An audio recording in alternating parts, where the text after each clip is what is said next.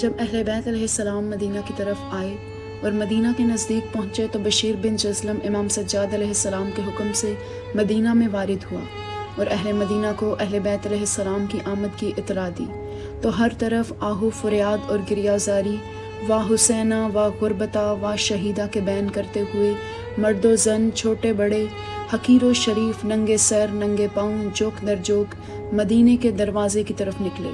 خصوصاً بنی ہاشم کے رشتہ دار مستورات گریہ زاری میں ڈوب گئے۔ جب یہ خبر جناب حنفیہ کو ملی تو جلدی سے اٹھے، اپنے گھوڑے پر سوار ہوئے اور تیزی سے دروازہ مدینہ کی جانب رخ کیا۔ جس دن اہل بیت علیہ السلام کے پردہ دار حسرتوں اور دکھوں سے مدینہ میں داخل ہوئے۔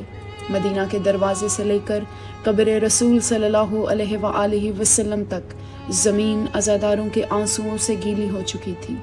مرد جناب امام زین العابدین علیہ السلام کے گرد اور عورتیں دختران بطول سلام اللہ علیہا کے ارد گرد جمع ہو کر گریہ و زاری میں مشغول تھے، اور سب سیدھے رسول خدا صلی اللہ علیہ وآلہ وسلم کی مسجد نبوی میں گئے۔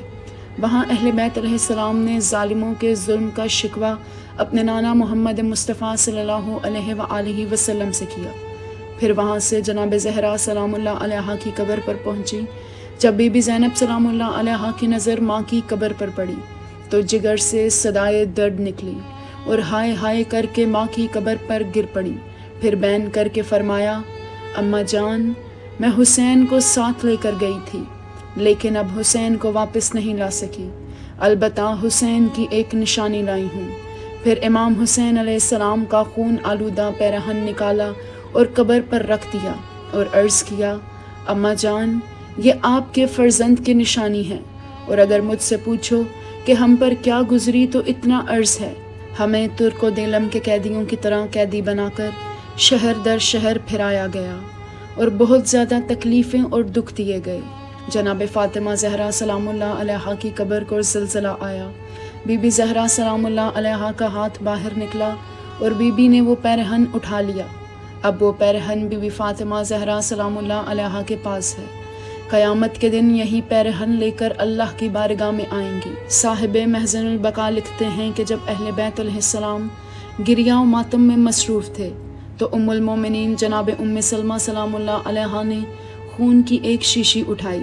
ایک ہاتھ میں یہ شیشی تھی اور دوسرے ہاتھ میں بیمار سغرا سلام اللہ علیہا کا ہاتھ پکڑا ہوا تھا۔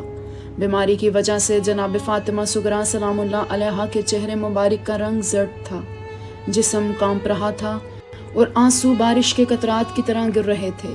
اور جب اہل بیت علیہ السلام کی نظر جناب فاطمہ سغرا سلام اللہ علیہا پر پڑی اور جب جناب فاطمہ سغرا سلام اللہ علیہا کی نظر اپنی پھپھی، بہنوں اور دیگر خواتین پر پڑی تو ایک مرتبہ گریہ کا کوہرام مچ گیا، چیخیں نکلیں اور ماتم شروع ہو گیا، اور جناب فاطمہ سغرا سلام اللہ علیہا بے ہوش ہو گئیں۔ جناب فاطمہ کبریٰ سلام اللہ علیہا آئیں اور جناب فاطمہ سغرا سلام اللہ علیہا کو ہوش میں لائیں، لیکن خود بے ہوش ہو گئیں۔ دیگر خواتین نے ایک دوسرے کو گلے لگایا اور اپنے دکھوں کا حال ایک دوسرے کو سنایا۔ جناب فاطمہ سغرا سلام اللہ علیہا نے اپنی بہن فاطمہ کبریٰ سلام اللہ علیہا سے اپنے دکھوں کا حال پوچھا۔ جناب فاطمہ کبریٰ سلام اللہ علیہا کی زبان حال یہ تھی، اے بہن، میں آپ سے دوری پر نالا تھی اور دن رات آپ کے غم و فراق میں پریشان تھی۔ آپ میرے دن رات کا پوچھتی ہیں، میرا دن ماتم میں گزرتا تھا اور رات کسی خرابہ ویران میں لبے فرات ہوتے ہوئے ہمارے شہداء پیاسے شہید کیے گئے اور ہم بھی پیاسے شام چلے گئے۔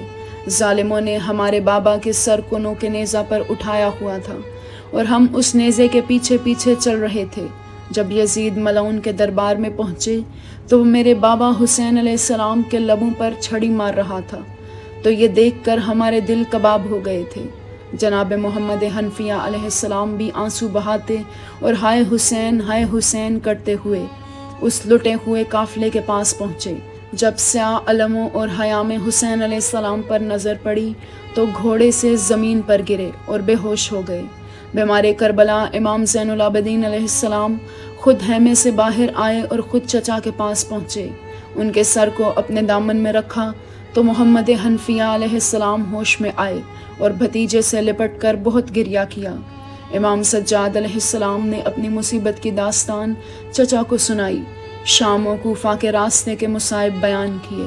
محمد حنفیہ اپنے سر و سینے پر ماتم کرتے رہے۔